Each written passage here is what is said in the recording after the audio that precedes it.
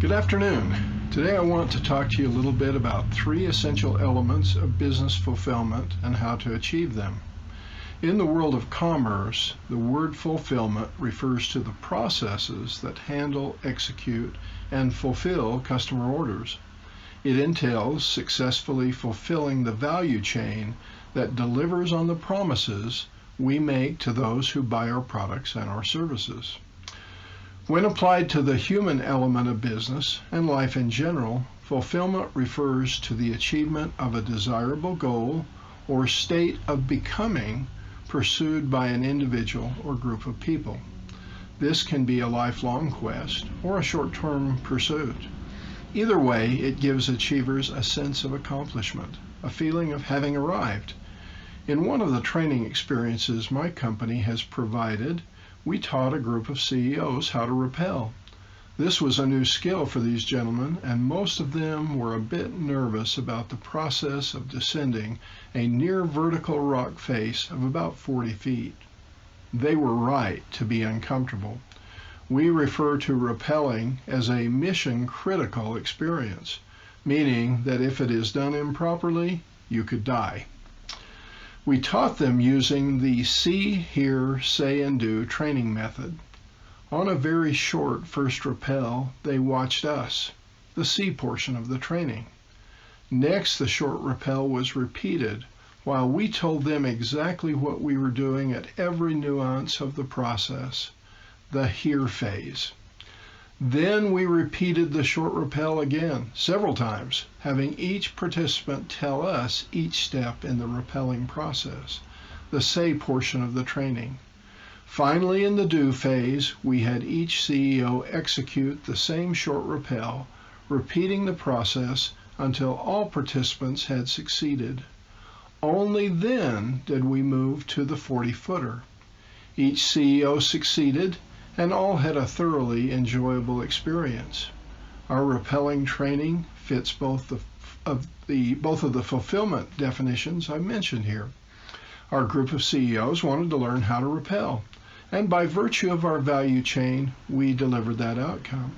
And it was a bucket list item for each of them. By fulfilling our value chain, they were personally fulfilled, having developed a new competence that could confidently be used at a future time in their lives. Both of these measures of fulfillment are essential to the long-term success of your company, and both are a function of the competence and confidence of your people. In order to achieve high levels of competence and confidence, your organization must maintain a focus on 3 critical items. First, your value proposition. This is the promise inherent in the product or service you are selling. It should provide a clear set of demonstrable benefits that your customer desires and that you will consistently fulfill. Second, the operation to fulfill your value proposition. This includes your entire value chain.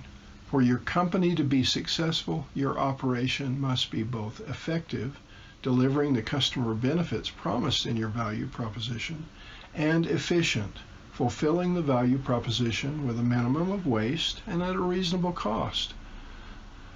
The third key item or element is the competency of your people. Your operation delivers your value proposition only when your people become highly competent in overseeing and performing their essential roles. Leaders should make sure that they have developed mechanisms whereby competency can be confirmed to assure that new employees are growing from novices to competent individual contributors.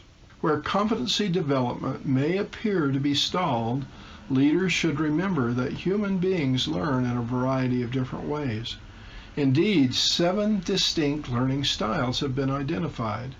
Visual learners learn best from images and pictures, including videos of operating processes. Oral learners prefer to learn from the spoken or recorded word.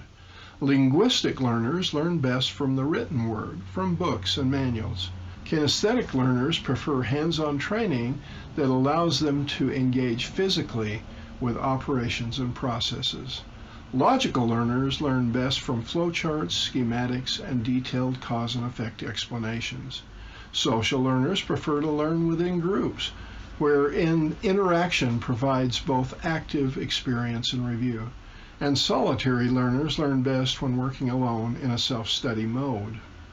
Individuals often exhibit their best competency development when leaders provide a mix of training to accommodate these diverse learning styles. Leaders who are attentive to building the competence and confidence of their people build the foundation for delivering fulfillment of their value proposition and customer fulfillment as well. Perhaps most importantly, they also facilitate the career fulfillment of their employees.